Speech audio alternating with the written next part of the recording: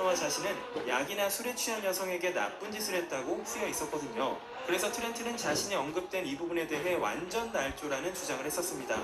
이 자서전 이후로 두 사람은 앙숙이 됐고 기회만 있으면 서로를 까곤 했는데 이번에도 나서게 된 것이죠. 엠마 왓슨의 약혼설이 돌고 있습니다.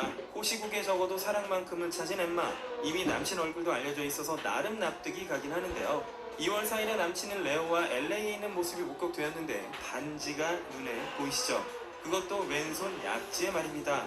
우리의 그 다음 궁금증은 시간이 해결해 줄 겁니다. 2013년 다크월드 때부터 촬영 때는 늘 붙어있는다는 크리스 햄스워스의 스턴트맨 바비 홀랜드 행턴이 얼마 전 호주의 라디오 프로그램에 출연해서 자신이 크리스의 육체적 변화에 적응하는 게 너무너무 어렵다고 밝혔습니다.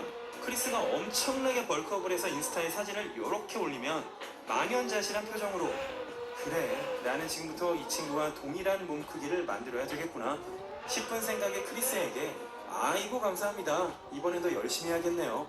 라는 메시지를 보낸다고 합니다.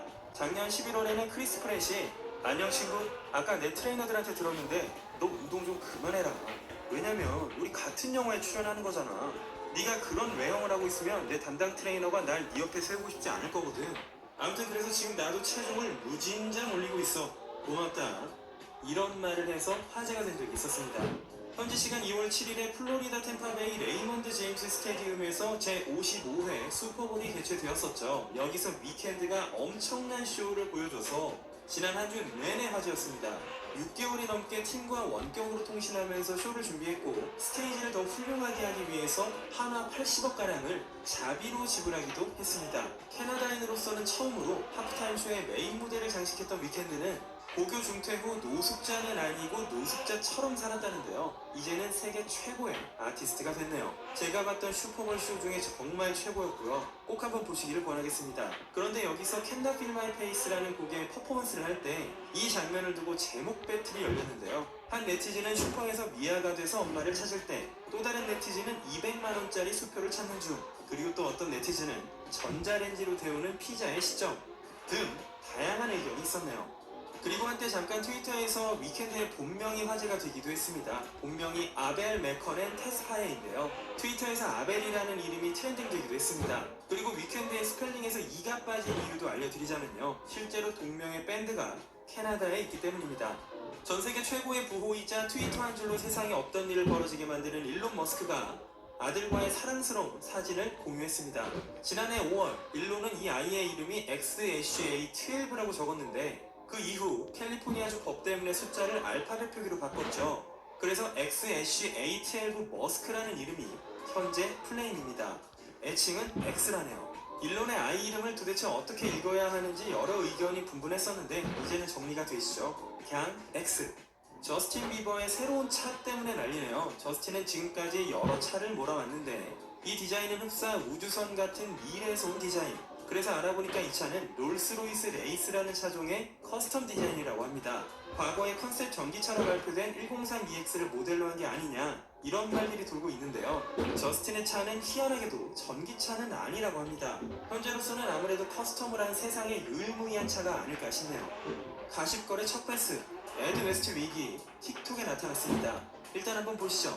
TikTok, tell me you've watched Gossip Girl without actually telling me you've watched Gossip Girl. I'll start.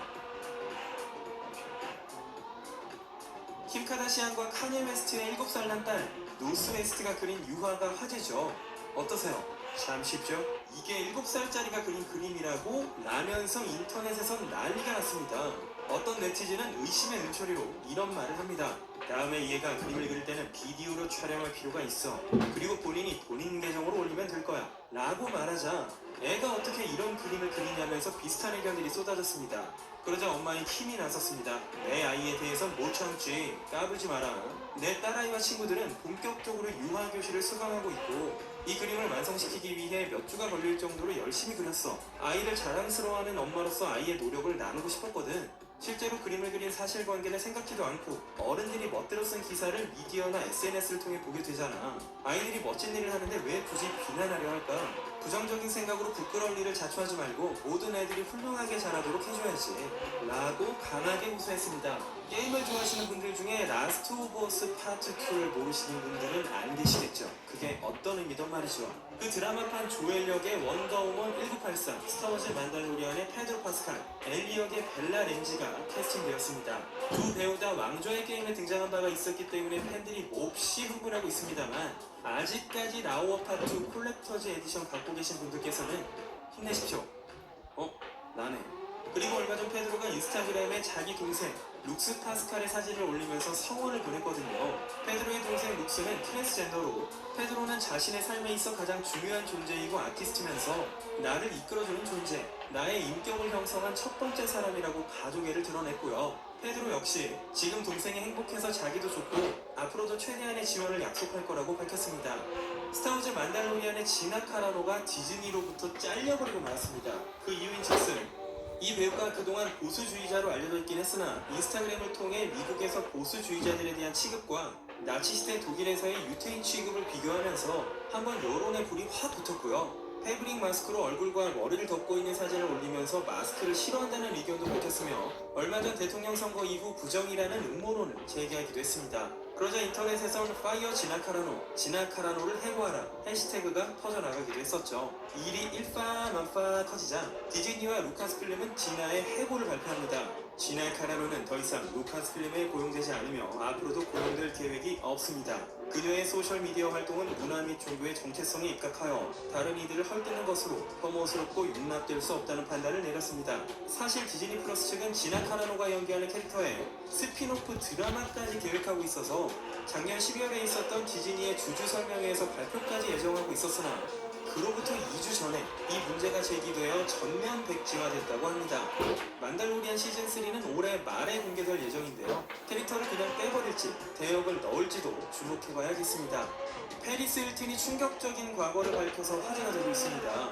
유명해지기 한참 전인 18살 당시에 유타에 있는 청소년들의 정신건강 재활을 돕는 컨셉의 기숙학교 프로보 캐년 학교에서 약 11개월을 보냈다죠. 그때 학교 직원들에게 육체적으로 정신적으로 다는 걸 다큐멘터리인 디스니 페리스에서 고백하면서 일이 일파만파 커지고 있습니다.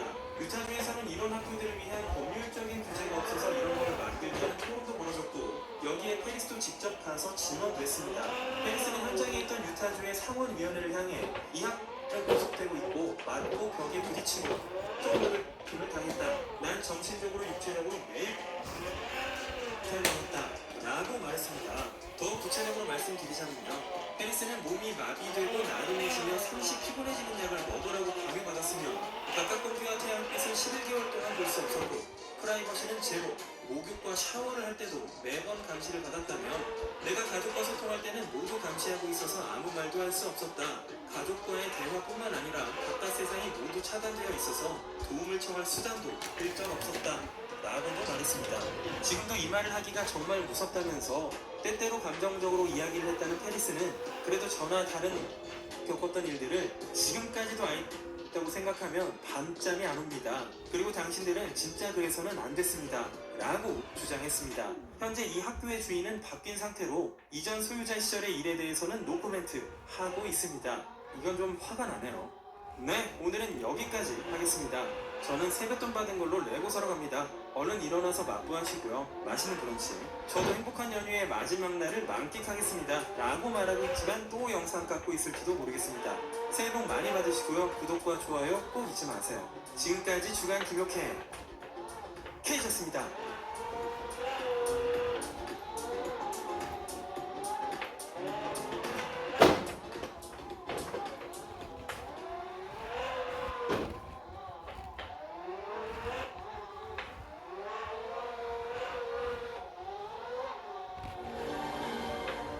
톨 아일랜드를 불리우는 외딴 섬의 한적한 바닷가 그리고 언덕에 지어진 어느 저택. 실랑이가 벌어지는가 싶더니 어떤 노파가 계단에서 굴러 떨어집니다. 그리고 뒤따라 내려온 이 여성의 이름은 돌로레스 클레이본.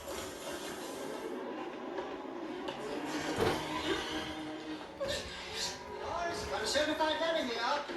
Never believe what happened down tonight. Oh my God. Put him down.